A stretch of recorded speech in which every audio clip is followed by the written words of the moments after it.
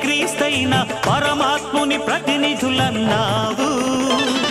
మతం పేర కులం పేర మత్సరాలు తగదంటూ మానవతకు జ్యోతులెత్తినావు.